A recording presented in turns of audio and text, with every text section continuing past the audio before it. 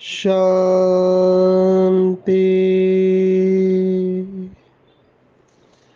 आज 13 सितंबर 2023 भारत में बुधवार है। Today is 13 September 2023 and it's Wednesday in Bharat. आज की मुरली का जादुई रहस्य स्वयं को प्रेरणा देने के लिए Magical secrets of today's Murli for motivating the self। आज की साकार मुरली फिर से बाबा कल की ही बात सर्वगुण संपन्न को लेकर आगे चल रहा है। बाबा ने कल 100% सर्वगुण संपन्न बनने को कहा है और इंटरेस्टिंगली आज बाबा दो विशेष गुणों के बारे में बता रहे हैं जो परमात्मा की महिमा सिख धर्म में गाई हुई है। एक ओमकार। आज सिख धर्म और अकाली लोग जो होते हैं जो परमात्मा को याद करते हैं उसके बारे में भी आया हुआ है। मुझे लगता है आज की मुरली बाबा ने जो निर्भय और निर्वैर ये दो शब्द लिए हैं उनके ऊपर गहराई में जाना चाहिए और ये बहुत बहुत बहुत गहरी बात है। मैं डर को पहले लूँगा क्योंकि मैं चारों तरफ डर बढ़ते हुए देख रहा हूँ।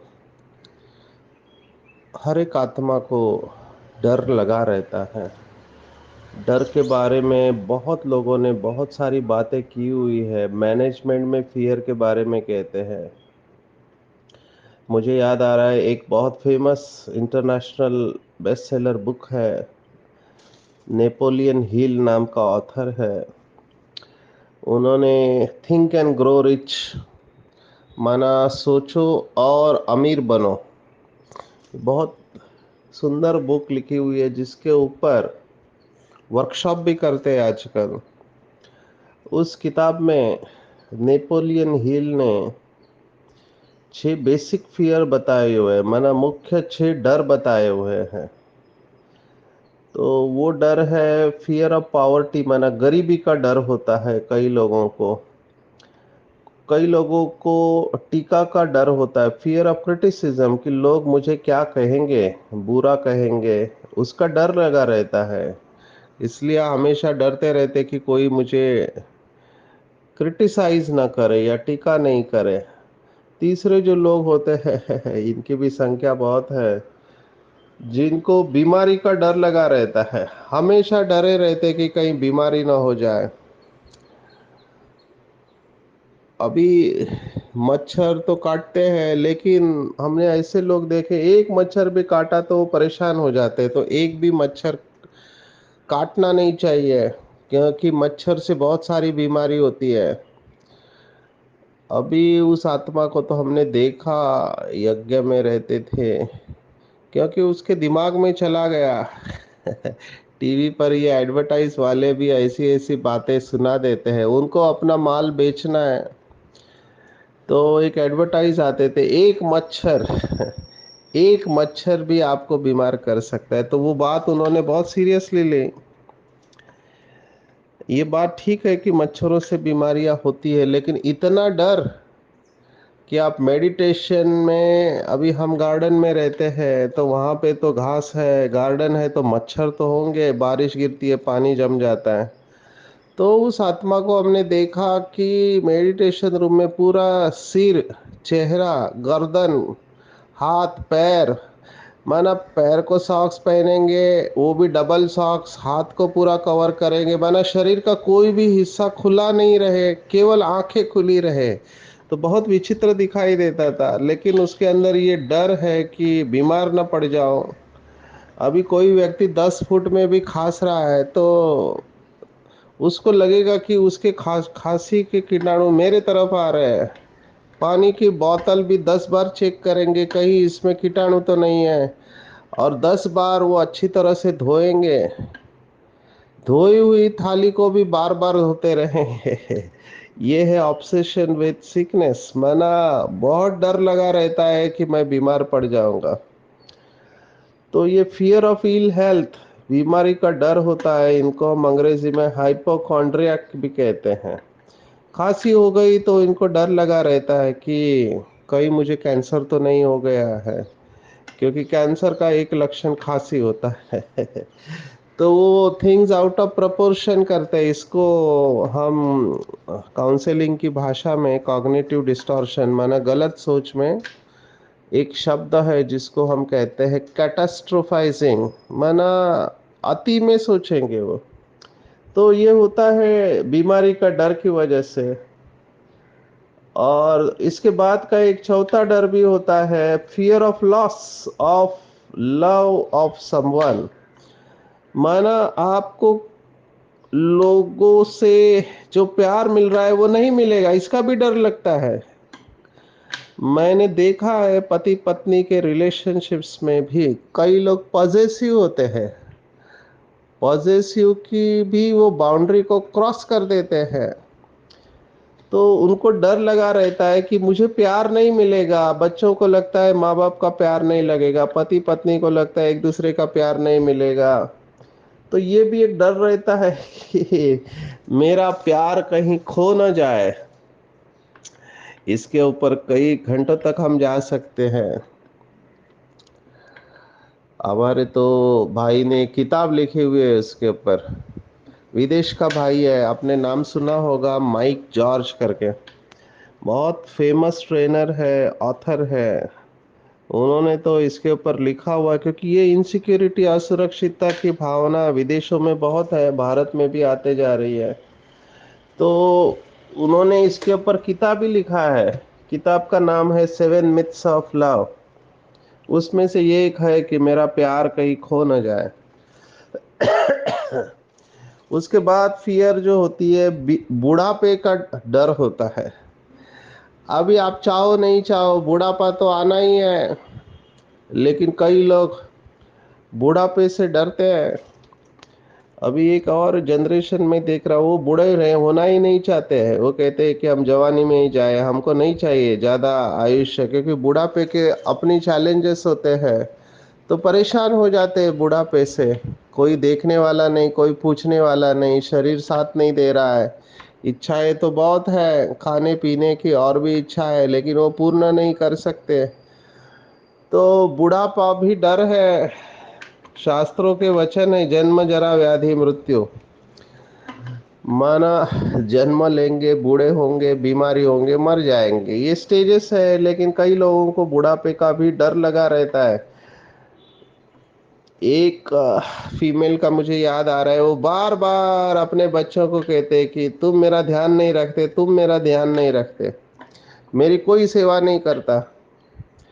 अभी ये थॉट अनकॉन्शियसली वो क्रिएट कर रही थी, उसको पता ही नहीं कि वो इसका क्या इम्पैक्ट हो सकता है। आखिर में एक ऐसी स्टेज आई कि उसका बीपी बढ़ के उसको पैरालिसिस हो गया, बिस्तर पर आ गए, और सभी घर वालों की उनको सेवा करनी पड़ी। तो उसका जो थॉट था मेरी कोई सेवा नहीं करता है, उस थॉट ने ही उसको इस अवस्था लेके गए। अंग्रेजी में हम इसे कहते हैं सेल्फ फुलफिलिंग प्रोफेसी, माना अपने आप को श्रापित कर देते हैं। तो ओल्ड एज एक बहुत बड़ा डर है। और उसके बाद लास्ट डर इन्होंने बताया फियर ऑफ डेथ। तो गरीबी का डर, कोई टीका करता है उसका डर, बीमारी का डर, जो प्रिय व्यक्ति है उसको खोने का डर, प्यार को खोने का डर, बुढ़ापे का डर और मृत्यु का डर, ये 6 डर उन्होंने बहुत विस्तार से बताए हुए हैं। मैं बाबा की आज मुरली के साथ चलूँगा, क्योंकि अंग्रेजी में कहते हैं, बहुत फेमस कोट है, all fears are fears of mortality in disguise. सबकी जड़ में मृत्यु का डर होता है। कैसे? आपको गरीबी का डर क्यों है? क्योंकि आपके पास पैसा नहीं होगा तो आपको रहने को नहीं मिलेगा, घर नहीं मिलेगा, कपड़े नहीं होंगे, खाने को नहीं मिलेगा, तो क्या हो जाएगा? तो आप बीमार पड़ जाएंगे, और बीमारी से क्या होगा? तो मर जाओगे। So ultimately everything boils down to death. माना सभी डर की जड़ में मृत्यु का डर है। और यहीं पर सांख्य योग, जो कल भी हमने देखा, मदद करता है कि डर ही निकल जाता है। 22, 23, 24 second chapter of Bhagavad Gita, 22nd, 23rd and 24th verse आपका डर निकाल देंगे। भगवत गीता का सेकेंड अध्याय, second chapter of Bhagavad Gita, बहुत गहराई से समझना है। हतो व प्राप्स्यसि स्वर्गम जीत्वा व मोक्ष से महिम तस्मात् उत्तिष्ठ कौन्तेय युद्धाय कृत निश्चया। माना अगर तुम मरोगे तो स्वर्ग में जाओगे, और जीतोगे तो इस पृथ्वी का राज्य भोगोगे। इसलिए दृढ़ निश्चय करके युद्ध के लिए तैयार हो जाओ हे अर्जुन। तो भगवान वाच है, भगवान आज की मुरली में भी यही बात कह रहा है कि बच्चे, आपको मरने का डर नहीं होना चाहिए। क्यों? क्योंकि कोई शरीर को मार सकता है, लेकिन आत्मा तो मरती नहीं है। इसके ऊपर शास्त्रों में भी कई सारी बातें और कहानियां लिखी हुई है। भारत में तो ये बहुत गहराई से बताया जाता है कि आत्मा अमर है। लेकिन एक है थ्योरी और एक है प्रैक्टिकल। प्रैक्टिकल में वो अनुभव होगा तभी ये डर रहेगा। मैं कई सारी बाबा के बच्चों को देखता हूँ, उनकी अवस्था उन्होंने प्राप्त कर ली है, बीमारी हो जाती है, डॉक्टर कहते हैं कि तुम्हारा बचना मुश्किल है, बिल्कुल निश्चिंत रहते हैं। और उन्होंने अनुभव सुनाया कि ठीक है, जाना है ना, खुशी खुशी जाएंगे। बाबा को थैंक्स, सभी परिवार को थैंक्स। और बाबा से एक ही वो कहते हैं कि बाबा, हम खुशी खुशी से आगे सेवा को जाने को तैयार है।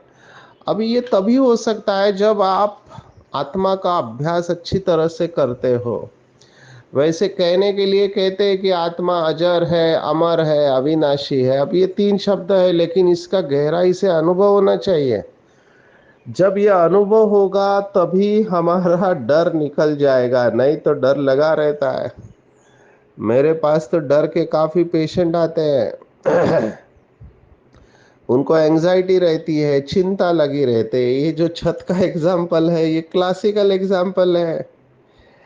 बहुत लोगों को ये डर लगा रहता है कि भूकंप आएगा। अभी देखो, उधर मोरक्को में भूकंप आया, हमारे बाबा के सभी बच्चे योग करना चालू किया है उस शहर के लिए।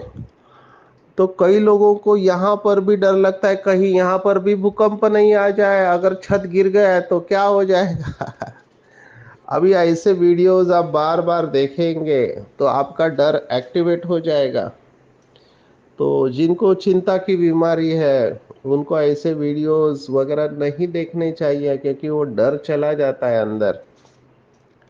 बहुत सारे बीमारी के फोटोज होते हैं, आपको नहीं देखना चाहिए, क्योंकि वो डर अगर बैठ गया तो उसको निकालना बहुत मुश्किल होता है। तो ये छत गिर जाने का डर केस मेरे को याद आ रहा है। सेशन चल रहा है, सभी लोग लेक्चर सुन रहे हैं, एक व्यक्ति चिंता वाला बीच में बैठा हुआ है ऑडिटोरियम में, और वो इधर उधर देख रहा है। उसका ध्यान ऊपर गया तो देखा छत में दरार है। अभी जैसे उसने छत में दरार बराबर उसके सिर के ऊपर देखा तो डर बढ़ने लगा, अगर ये छत टूट गया तो मैं बराबर नीचे बैठा हुआ हूँ। उसके बाजू वाला व्यक्ति बहुत शांति से लेक्चर सुन रहा था, और इसने, इस डरे हुए व्यक्ति ने उस व्यक्ति को कहा, सामने क्या देख रहे हो, ऊपर देखो। तो उसने कहा ऊपर क्या है? तो बोला देखो, ऊपर छत में क्रैक है, और वो बड़ा क्रैक है, अगर ये गिर गया तो हम कोई नहीं बचेंगे। तो वो व्यक्ति इतना शांति से जो लेक्चर सुन रहा था वो भी डरने लगा। तो ये डर के वाइब्रेशन ऐसे होते हैं। फियर का फुल फॉर्म अंग्रेजी में हम मैनेजमेंट में बताते हैं कि forget everything and run. FEAR, fear मानो सब कुछ भूल के भाग जाओ। फॉरगेट एवरीथिंग एंड रन, उसको पॉजिटिव करना है। Face everything and rise. डर का सॉल्यूशन एक ही है कि उसका सामना करो। डर के आगे जीत है।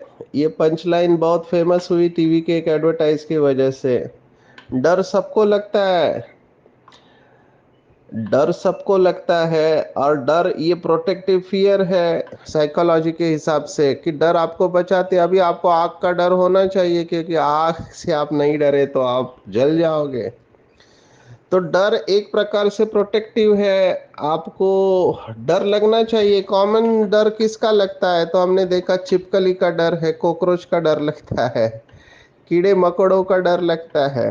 मैंने ऐसे पेशेंट देखे हैं जिनको रात को नींद नहीं आती है, अगर कमरे में कहीं कीड़ा देखा, मूंगी देखी, और उनको यही डर रहता है कि वो कान के द्वारा अंदर चली जाएगी।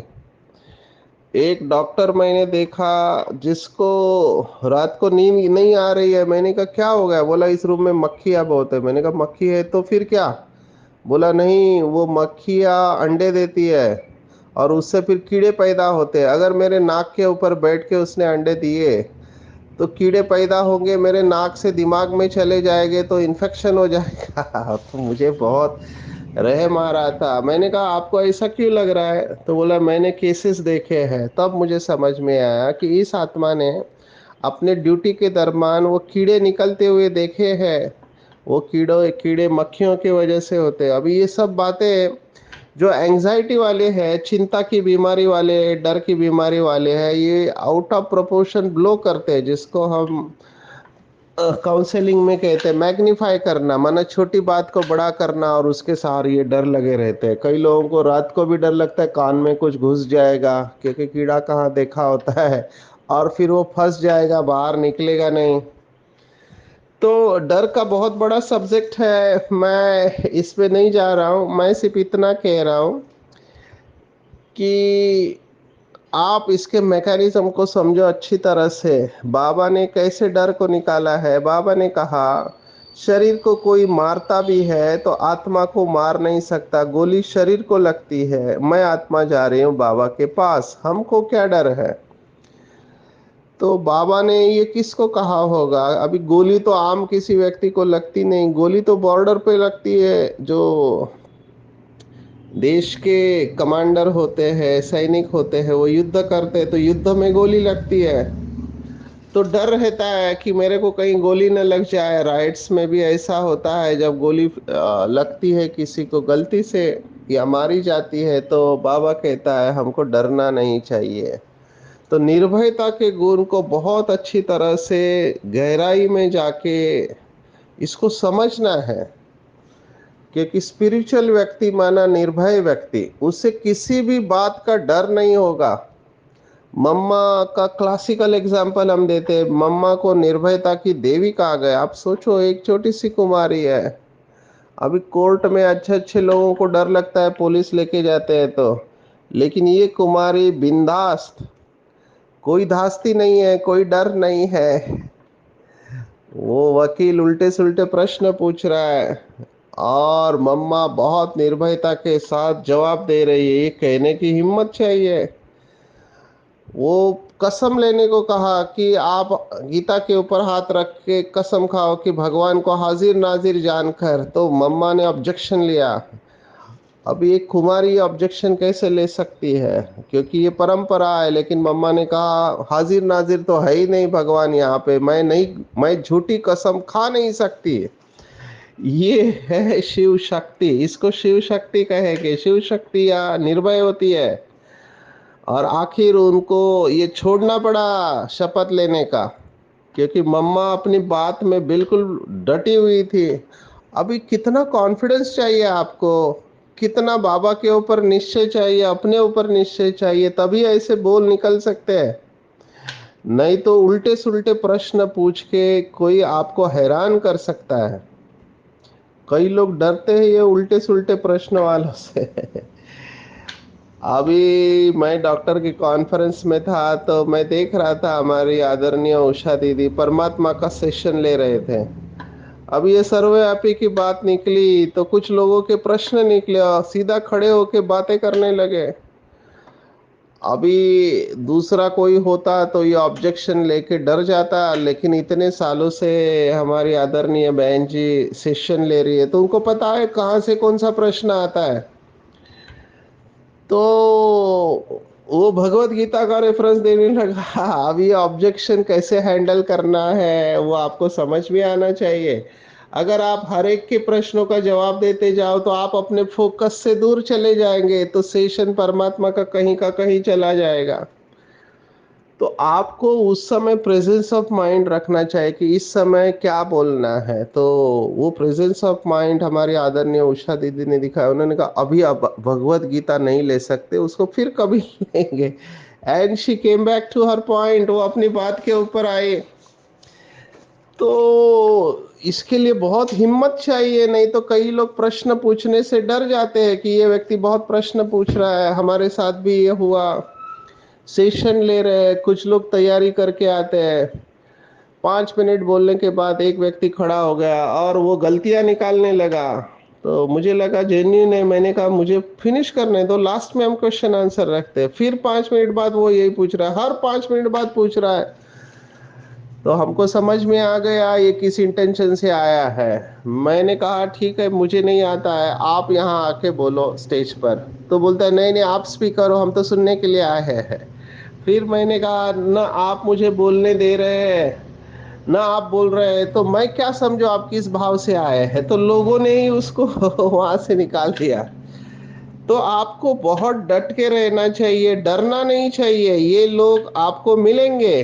कई लोगों को ये टीका का बहुत डर लगता है, लोग मेरे ऊपर टीका करेंगे, मेरी बदनामी करेंगे। तो डरना नहीं है, बदनामी तो भगवान की भी हुई है। सबसे ज्यादा ग्लानि तो शिव बाबा की हुई है, उसको ठीक कर भीतर में कह दिया कुत्ते बिल्ली में सर्वव्यापी करना, ये सबसे बड़ा अपमान है। लेकिन लोग समझते नहीं है। लेकिन फिर भी बाबा ने बिल्कुल निश्चिंत रहे, तो हमको भी बाप समान बनना है। तो पहला धारणा निर्भय, डर नहीं होना चाहिए। जो सत्य की राह पर चलता है उसको डर नहीं होता है। अभी महात्मा गांधी जी का जीवन देखो आप, उनको कोर्ट ने सजा सुनाई। तो सजा सुनाने के पहले जज ने उनको कहा कुछ आपको कहना है।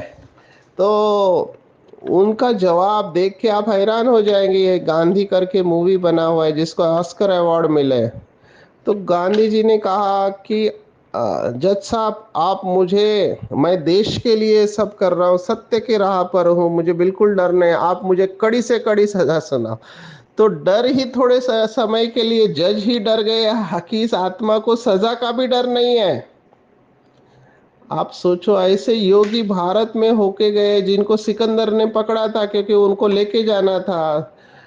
तो वो योगी आने को ही तैयार नहीं। तब सिकंदर ने कहा मैं जगत जेता सिकंदर हूं, अगर तुमने आज्ञा नहीं मानी तो मैं तुम्हारा सिर गर्दन से अलग कर दूंगा। तो योगी ने कहा अच्छा जरूर करो, मैं भी देखूंगा।